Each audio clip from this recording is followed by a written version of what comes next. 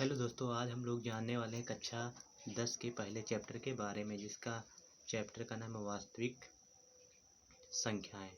तो हम लोगों ने अतिलघुत्तीय पुस्तक करने वाले थे, तो हम लोग 8 नंबर सवाल को हल करेंगे। तो सबसे पहले 8 नंबर सवाल यह दी गई संख्या 165 हुआ 255 का महत्तम समावर्तक एचसीएफ न्यूक्लिड परिमेय द्वारा हल करना है। तो सबसे पहले हम लोग क्या करते हैं, यहाँ पर हम लोग सबसे पहले क्या करते हैं, 165 को बाहर और 255 को अंदर लिखते हैं। फिर 165 का पहाड़ा पढ़ते हैं कि 255 से ज़्यादा ना हो तो एक बार पढ़ते हैं, तो एक बार पढ़ने के बाद घटाते तो 90 आता है। अब 165 यहाँ लिख देंगे।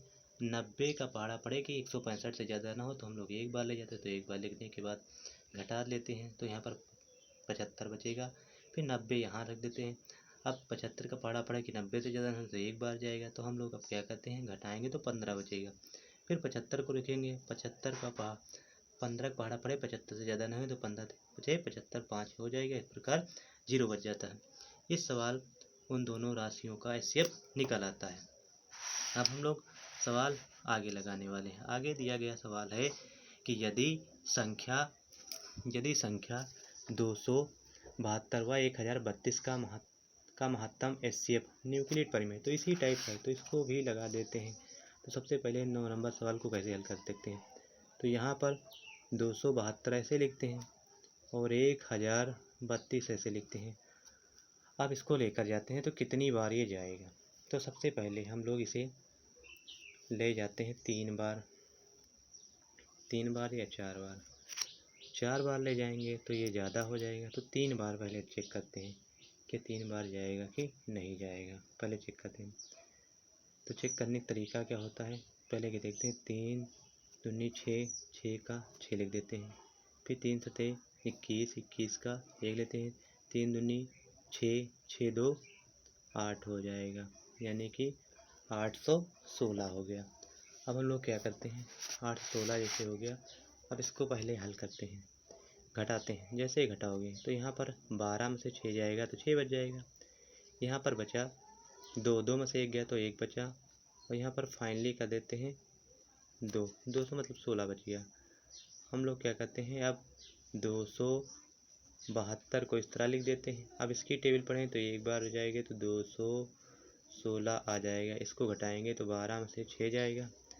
यहाँ पर गए, यहाँ पर देखेंगे तो 1 चला गया, 6 में से 1 गया तो कितना बचा, 5 बचा। फिर यहाँ आ जाता है 256 आ जाता है।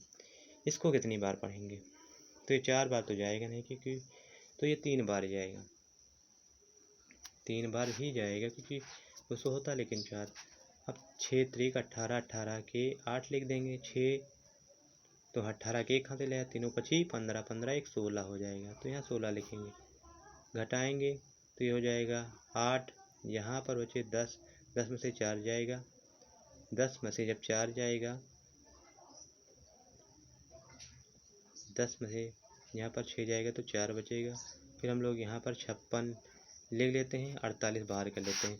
जब 48 बाहर करेंगे, जैसे 48 बाहर करेंगे, अब हम 48 का पहाड़ा पढ़ें कि 56 से जाना हो तो एक बार ये भी जाएगा, तो यहाँ पर हम लोग 48 लिख लेते हैं, 48 लिख लेते हैं।